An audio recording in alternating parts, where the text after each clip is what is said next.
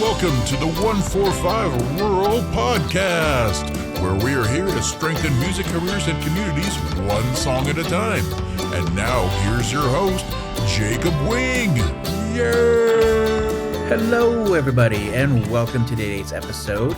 Today, we're talking about buying and selling used gear, and this is going to be the ultimate guide to help you save money and make the most money when you're trying to get rid of your used gear. Today's episode is really visually focused, I would say, more than normal. We did a lot of the computer work with screen capture and description that way, but it still goes step by step with good descriptions of everything you need to do and all the steps you can follow to make sure that you have a great process for getting the most money and saving the most money. So just go ahead and take a listen. I'm sure you're going to pick up quite a few things. If you're more interested in seeing the visual part, we'll have the YouTube link down below so you can go take a look at that. And then also, if you listen to this and you want a little more thorough help step-by-step checklist, we're going to include a PDF in the notes here. And you can take a look at that and download that free of charge at any time and go ahead and pick that up, and you can just follow those steps and make sure that you're saving the right amount of money and making the most off the gear that you have. So thanks a lot. Let's get right into it. All right, so here we are back at the computer, and we've topped off the coffee, and we're ready to go. So we're going to start with step number one. And step number one is defining your item's value. And that becomes really important so that you know what you have and you get the best value either buying or selling. And so for this example, we're going to use something that I bought recently. So I thought just using a real world example is the best way to go. So step one, we're going to define the value. And just to give you a little heads up here, I'm going to use this Vertex SSS pedal. And it's just a guitar pedal, and it's something I was after for a bit, and I found one. I found a good deal on it, and this is the process that we use. So step one is you pull up Google. Either phone, doesn't matter where you are, but of course, step one with anything these days, pull up Google and just type in exactly what we're going after here. So we got a Vertex,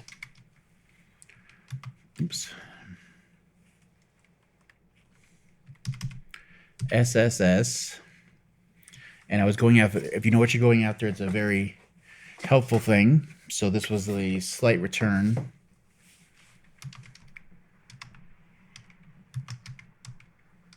And that's the name of the pedal. And just do a very quick Google search, and you can really get a quick understanding of where you're at value-wise for the item that is in question here. So right away, I see that the item at new value is $249. You really need to know what if the item is still available and produced, knowing what the top value brand new is really great. It gives you that level where you start out with something and you know what the very most top cost is. So for this exact pedal in this example, we're at $249 from a Sweetwater or anything brand new from Reverb or anything like that. So from there, step two is to go to this site here, which is a musician's best friend, which is reverb.com. And for that, I've pulled up the site here, and it is going to be your best friend as a musician or artist, anybody trying to save money and get gear at the best cost. This has been designed for us to get the most out of buying and selling gear. So the first thing you want to do, if you haven't done it yet, is you get to the site. Up in the corner here, you'll be able to set up an account. Of course, do that first and foremost, because you're going to need it. And it does make a difference. That sometimes you can just do a guess and it doesn't matter. You can just get the price. But in this case, do set an account. So get yourself signed up for an account. The next thing you do is obviously clearly really simple. Just go back to whatever you were looking up. Copy that. Paste it into that. And it's going to bring that up. And there we are. Boom. Instantly, you're going to get these two things here. That's the pedal we're looking for, the item that we're talking about. It's going to tell you the bottom line price that it's available for right now. And so if I just had to have this pedal today, no matter what, I had to get it on the way to myself. I have to find a version of it. Right now, it's going to tell you that new 250, just like we discovered, or there's one available. You can filter these up to be used or new. and there's the one for 220 plus $20 shipping. And this here actually winds up being a perfect example of why you want to know what that top dollar is for a brand new one. So 220 plus the $20 shipping tells you right away that at $240, if I'm going to pay $249 in this example for the top, I might as well just buy a new. There's no reason to buy a used one in online or from this site. And that's just exactly what I knew. But that's not the only thing we're going to learn here. So on the site, they have a great feature that if you just keep scrolling to the bottom, this is where your money is here. This is something that's going to tell you so much. This is the estimated price range and the price history. So it tells you this pilot, based on the sales that they've had over the last 5, 6 months, a year, 2 years, it should be somewhere between $100 and $200. So if you absolutely have to have it now, you're going to be paying top dollar because it's just not a good time for this item. But if you were to wait, you could find something in these ranges. This is my favorite thing to look at when I'm looking for an item that I really want, is what's it been selling for lately. So we can see here in this example, it's been a couple days of 145, 199, about $200 there, 205, 180. So it kind of tells me that if I can wait just a bit, you're going to have some options as to finding a better price. And I can even go further out with this graph and see how far it's up and down everywhere. But you can tell that based on the side of the graph here, 170 to 195, anything up into the 220, if I have to do it now, I'm going to be paying premium to have that item right now.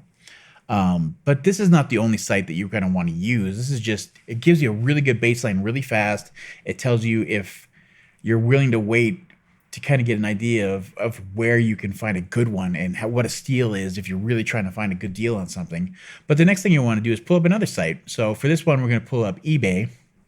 And for this, type in the exact same thing. We've already copied it, so just paste again. And same thing. Just 2 new versions of this. So if it was anything else, there'd be used versions, and you go through the same. You filter through what's good, what's used. Just always be sure to, as you're setting your price and defining what that item's value is, either if you're buying or selling, always include what they're using as a shipping price too, because you could have, say, a new version that's $100 for an item, but they're tacking on $30 shipping, so technically it's $130, and you're going out trying to sell your item for $100 on a local market or to somebody around here, when really the best that somebody could pick that up right now is $130, and you kind of shorted yourself. So just pay attention to the shipping. That's always a big part of that. So we've gone through 2 really good ones here. Reverb is the number one I would suggest for any artist to go to first. eBay, it gives you something to balance off and see if there's any other thing to measure it against, which is really nice. Next thing I'd say is pull up the Google again. Go back to your Google site and check out the shopping. There's always that shopping tab. So we're going to pull that up, take a look at that, and see if there's any good deals on it. So for these, I would suggest, if you're going through this, just a little thing that I picked up over time is you're looking for like the box stores that might have good deals, such as Musician's Friend, things like that. They usually have some things they picked up that people have sold to them or traded them to try to pick up new items, and they might be selling useful versions of those. So on this one, of course, we don't see anything. So it looks like really the best price you could possibly ask for right now, at least on the internet, is looking about $220. So we've defined the value. We've gone through top to bottom, and we've done really the hardest part of this is getting an accurate value of what that's going to be, to make sure that either if I'm buying, I'm not overpaying, or if I'm selling, I'm going to get the best dollar value that's available right now, and it'll help you set those prices when you want to sell. So that's step number 1. Okay, so now we are on to step 2. We've defined the value. So now the best thing you can do to help yourself out, or the next best step, is to check your local market. And we're going to start out with a little bit of a safety warning as we go into this. The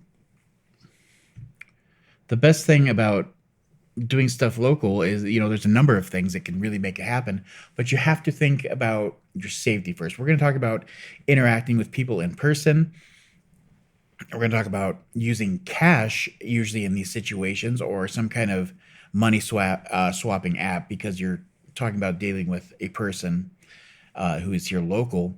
So you really have to talk about safety first. First things first is if you're going to be meeting somebody, either off Craigslist or a Facebook group where they sell gear, you have to take safety first. So number one is if you're meeting somebody, make sure that you have all the information you need for who they are and like their car make and how you're going to find them, and pass that information on to somebody else that you know and care about, and let them know what you're doing. I'm going to be meeting this person so at 2:00 and make sure it's somewhere very public. So I'm going to make meeting them at the local grocery store or parking lot at this time, and I'll check in with you, whatever. If it's saying it's 2:00, I'll check in with you about 2:15, 2:30, just so that somebody knows where you are, and always have that safety thing built into it, and have your cell phone with you so you have a way to contact others. I know it sounds weird and sketch, but if you're meeting people, it's better safe than sorry in these situations. But now that we've got all the safety stuff out of the way, step two, using your local market. The reasons that you'd want to use a local market is, first and foremost, if it's something that you just really need now, it's something that you want to apply, you don't want to wait around, you don't want to deal with shipping. I want it fast. Number one, fast. Two is the one I just mentioned, shipping. You can avoid paying for shipping, which is fantastic. Or you can, if you're selling something, you get to cut out all that extra work of taking it off to ship it somewhere, the boxing, the packaging, all that kind of stuff, dealing with making sure it shows up, getting a package number, and a tracking number to make sure it gets where it's going. All that stuff skipped, and that's a huge advantage to doing it locally and using your local market. The third reason would be the reason that I try to do it all the time and mostly is to support local musicians and artists. It's the way to make sure that the people in your community that are trying to survive, that are making, trying to change their sound by selling quick pieces of equipment to get something better or upgrade, can help you get better by using the gear that they don't want to use anymore. And it helps make sure everybody's moving in the same direction in your community. The more you build people around your community and they get better, the better the market is for you and your music in that area. I mean, we don't talk about it enough, but you need to be helping people around you, and that's going to help you in the long run. You got to think long term on that. So helping your local musicians is a great reason. And what I found through time is that the fourth and final reason that you'd want to use your local market is networking.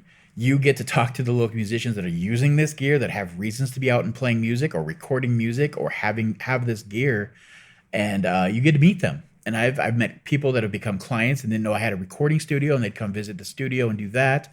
Or I've met people that I didn't know were out playing shows and putting groups together. It's a great way to meet local people that are doing music and kind of get your name out there and see what's going on. So it's not the best way, but it's a way, and it does actually pay off. So, hi there, and welcome to the ad break. We're just going to take a moment to let everybody know about our community of growing members, and if you'd like to be a part of that, just look at the info below, and there will be a click there for an email sign-up to join in and get your voice heard. As well, if you're enjoying this content, please join our Patreon at patreon.com/145rural. There you can join any of our groups, and you can add to the discussion of what topics we will choose that will help you and hopefully future members of our groups, as well as join monthly Q&As and other such benefits. Again, that's patreon.com/145rural, and we look forward to seeing you there. Now, back to that regularly scheduled episode, and enjoy that content. Thanks again.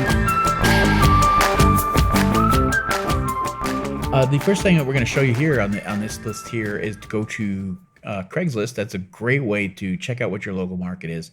And just for a sake of making this applicable for everybody, I'm going to go to Spokane, Washington. It's kind of a city that's not huge, but not small either. It's not where I live, but I think it'd be a great example for using Craigslist to take a look over what a mid-sized market would be, and something if as a rural musician or somebody who doesn't have access to a large network of people and gear, this is a great way to find some good gear. So we're going through Craigslist. We're here in Spokane. That tells you where you're at. And you go down to the for sale items, and you're going to go into musical instruments. Now, Another caveat, another warning I'm going to give you is that when it comes to dealing with local people and their gear, a lot of people are a little out of touch with dealing what actual prices are. That's why we went through that first step of talking about what your item and what you're looking for, or what you're trying to sell and what it's worth, defining its value. This is where that pays off, because people always think that their stuff should be worth top dollar. Whatever they kind of paid for it is what they expect that item to be worth. And that's not the reality in the market almost ever. It's kind of like the pawn shop law, where you go, you've taken your item and like, I paid $500 for this, and the pawn shop guy looks at you, I'll give you 50. I can make 100 off it. I'll give you 50. And your whole world, especially if you're a younger artist, at some point that might come up to you where it shatters your world. And I think I've really overvalued everything I have. But so we're here at Spokane, and the best part about this is that as you're going through this, if you find something, say if we're looking for an audio interface, here's a great example, a 212 Scarlett recording interface. So let's say that we came here and this is exactly what we're trying to do. We're trying to find an audio interface. Let's pull that up. Take a look. Okay, so and the first thing you do is just kind of check out the condition. It meets all the criteria, and then go through the listing to make sure it's working. Is number 2. Bought this to start recording music on a computer, but discovered I don't have the patience. Sounds really familiar, and it's the kind of reason I get paid to do what I do, so I understand that. $100. So the point is that they put this up here, telling you a little site where you can go. But the thing that you need to do is just, you found the item that you want to do, and you found a local person to do it through. Follow step 1. Go back to step 1. Copy what you want to do. Take a look at it. If you're not exactly sure, we'll do the exact same thing. Boom, boom, boom. First thing we'll do, we'll go back to all and get an idea of what it's going for. We see if you wanted to buy a brand new one right now, it looks like it's $189. That's great. So $189, exact same steps. Go back to reverb.com, copy, paste, boom. Now, as you can see, this one's a little bit different here. Some of these have, especially when you're talking about audio hardware or audio software, there's different generations, so you have to be aware of that. And this might be a part where you go and dig a little deeper to see what's best for you. But that's not what we're talking about today. We're just trying to talk about money. So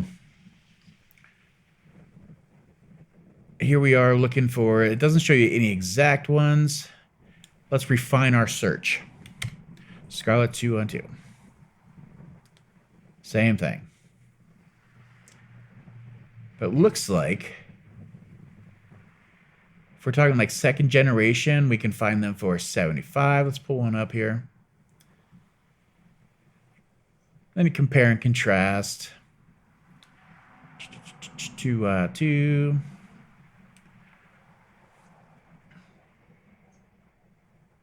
Yeah, so it's about $85. Remember, always include shipping, so we're at $85. And what's the next step? Scroll on down. Boom. And then we found it. So it says used for $71. And of course, we don't know. If you want to check the price here, let's just check the used prices. Yeah, 89. Yeah, we're kind of in that $100 area. It's starting to look 61 plus 20. We're at 81. So you kind of get an idea there. If you had to have it, like, well, maybe I could save $20. The best thing about Reverb here is that they'll give you the great value thing, and that it legit holds up. If you see that diamond, it's something to consider. But again, we have that tool. If we go down to the bottom here, it's going to tell us what these things are going for in the estimated price range. If you want to resell this later, if you're selling one now, I mean, they're going $53 to $91. And again, looking at the past ones, it sounds like there's a lot of dates here. That means there's a lot available, and you're going for $75, $90. So actually, that doesn't look like that is the best deal. So we made a great example here of doing your due diligence and following these steps. You can actually wind up saving money. And here's an inside tip that I don't give to a lot of people, but you get to know exclusively. So there's a little step you could take here that, if you've done right, can really come across helpful and friendly, but what you do is you take that item that you found to be cheaper, and on this one we're saying that they're looking for $100 even. You can go back to the item that you found that is going for, as we said, $61 plus $20 shipping, $81, and then go back, to this place where you're going to reply and set up the email. And as you're going to contact them, pull up that item and copy the URL and just paste that in their email and contact them and be friendly in a very nice way. Say, hey, I see that you're asking this for $100, but I can buy it right now for $81, including shipping. But I'd rather support somebody local. Would you consider taking $80? And I'd rather buy, from you and pick it up quicker. And then usually, you can use that to haggle, like, hey, would you consider taking 75? It's an open discussion usually. And I find that people are really receptive to this. And it's a great little trick that if you don't feel like dealing with shipping again and dealing with all that kind of stuff, you have this little tip and trick where you can negotiate and talk with somebody and see what the best value is and maybe talk them down to something like that. But it's just a little extra hint, extra tip that should help you out with this. So that's step number 2. Step number 3 is really simple. And that has to do with just when you're ready to pull the trigger. So it's pulling the trigger. You're ready to buy something. You just want to be mindful of what you're doing. You've made your decision. You just have to be aware before you press the buttons. So 2 things to consider here is additional safety.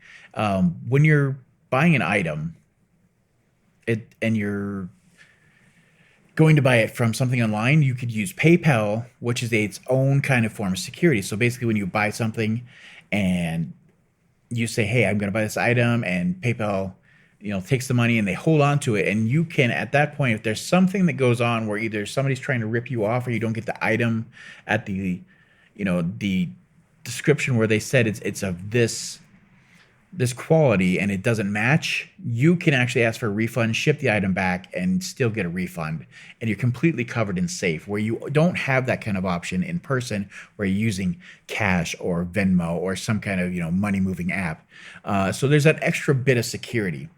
And the same thing is a redundant bit of security. If you're using Reverb for your items here, exact same thing. If you buy something, you're paying through them, and they make sure that you're getting the item as described. And if you don't, they are fantastic. And unfortunately, I know this from experience. And you contact them and say, I've had an issue or something's not working here. They're on top of it. They're fair. They mediate really, really well. And it's just that extra layer of protection when you're going to buy something. And that's unbeatable. Like say eBay, the one we were showing earlier, same thing. They use PayPal pretty much exclusively. And that gives you the same layer of protection. So just an idea is when you're you're ready to buy, keep those things in mind. But that's it. That's just a quick 3-step system to accomplish that and get that done. So as a little bit of a bonus, we've got the 3 steps out of the way. You now know the ultimate guide to buying and selling used gear to make sure that you're getting the best dollar amount that you can accomplish this. The next thing we're going to talk about here is something that works really well for everybody. And I'm going to go into my personal stuff here, but they have an additional thing on their site that I think everybody should be taking advantage of. And I think it's a fantastic thing to have. And let's go into that right now. So for this part, this is just, like I said, a little bit of an added bonus. This is called My Collection. It's something Reverb offers that I don't think enough people are taking advantage of, and it's something that's made my life super easy. So I'm just going to talk a bit about the advantages of this, but let's pull it up and take a look at it. And My Collection, and of course, I set up an account just for 145 Rural here, but I do have a personal one that I use for my studio, and it has saved me so much time and really let me know what I have and my inventory. So we'll go over everything that's great about it. So with this, first thing is, if you don't know what it is, they have a great little bit. It tells you everything, how to use it, what it's about. Basically, it's just a place that you can put in the items that you have. It shows you exactly how to use it and what the benefits are, but it's basically an inventory. We're going to do an actual entry here with the item I showed you before. We'll put that on there, and I'll show you exactly how to use that. But the benefits of this thing, of course, are it keeps track of the value of your item. So if things are going up or down, or things like sometimes there's items that just get really hot, like all of a sudden nobody cared about it, and then bam, out of nowhere, everybody wants one of these, and they jump up, they double in price, triple in price. It tells you the price change so that you know at all times what your things are worth. And that's always a huge win. The next thing it can do is it just lets you know your inventory. If you can pull it up and see a list of things that you have at all times, like, do I have enough cables? Do I have the right kind of amps and everything? And is everything, those kind of examples, you have a list of all those things right there ready to go. Fantastic. Always having that is great. Another great thing about it is there's on Reverb, since it's already doing that, and you already have all the information put in there, you put the condition of it, you've basically got everything already filled out. And then when it comes time that if you want to sell that item, it's a button click away, and bam, I want to, sell. Puts it up. Here's what it's worth. Some of these you can attach. You can just attach pictures to it and have it already ready to go. That's the only other thing. Like sometimes I don't go through the hassle of taking pictures of everything I have. So if I'm going to sell an item, I make sure to take the best high quality res photos I can so that people can make a good decision. And that's about the only other thing. But besides that, point and click, and you're ready to go. And that's just unbeatable. And another thing that I hesitate to bring up, but I have had this discussion with my significant other, my wife, and something that you can think about is that it's a little morbid, but having a list of all your stuff and your inventory of musical gear and its value can be really an asset. If, like, say in my example, if I was to pass away tomorrow and my wife walks into the studio and like it's just a collection of crap, it's all, what do I do with this? It's just music gear. Somebody come pick it up, a couple $100 and it's yours. As opposed to if she pulls up the site and sees everything, it's got its gear worth. She can press a button, she can sell it and take care of it. It's a little bit of work doing the shipping, and you don't want to put somebody in grief in this horrible situation and this morbid example. But instead of getting a couple $100, $1,000 for a bunch of gear she had no idea what it was worth, here's $10,000, $20,000, $30,000 worth of gear, the funeral's taken care of, and you are set up for a little bit of success going forward. So it's a little bit more, but having that is fantastic. You can't beat that. But those are just some of the advantages. But I said, let's do a real quick example here of how to do it. We're going to do it. Go up here where it says add item. And again, we're going to use this Vertex SSS pedal and do that. Just an example of that. And you're just doing the exact same search functions, basically. And typing is real hard. Boom. Find your example, add one like this. That's simple. Bam. And then you just go through and just put in, what's unique about your gear. If there's something unique, probably not. Sometimes there is something. Like if you take that right there. If you were selling something like a guitar, that is just a Strat, like a Mexican Strat. Doesn't really matter, but I've custom built it out to be basically an American Deluxe. Huge difference, like $500 versus $1,500. This is that kind of thing you do. I've done, these are the upgrades, blah, blah, I upload a photo, give the details of what condition it's in, the year, all those kind of things get saved into here. And then you'll do the condition, it gives you a price. Like I've got brand new, basically. Excellent condition. It's going to tell you all that kind of stuff. It'll give you a price. All those kind of things can be done here. So super useful. You can even put your serial number, which I've done. I've gone through. You always have that worry about what if there's a fire? How am I going to convey what I have and what I don't have? And having those serial numbers, instead of just written down in a firebox somewhere, or for a lot of us, we don't ever care or think about it, but having someplace to have that recorded, when something goes down and you actually have those serial numbers, oh, so nice. But just for example, let's save and add that. Boom, done. there it is. Tells you about the worth, what it's going for, if it's moving up or down. Like I said, invaluable. Nobody's really talking about this that much, but I think it's an invaluable resource. And you can go back to your collection, and as you start to put things together, it just lists it out. There's one out the other, and you can just see your gear. And sometimes, especially when it's like, hey, I need to come up with some finances or something I need some money to invest really quick into something else. Let's go through my list of my inventory and what do I need? What am I not using? Oh, I didn't remember I had all these things. I didn't remember I even had this pedal. I'm not using it. It didn't. My sounds evolved to where I'm not using this anymore. Boom. That's just listed for sale. That's simple. So that's it. That's the whole kit and caboodle of things that can help you buying and selling all of your gear.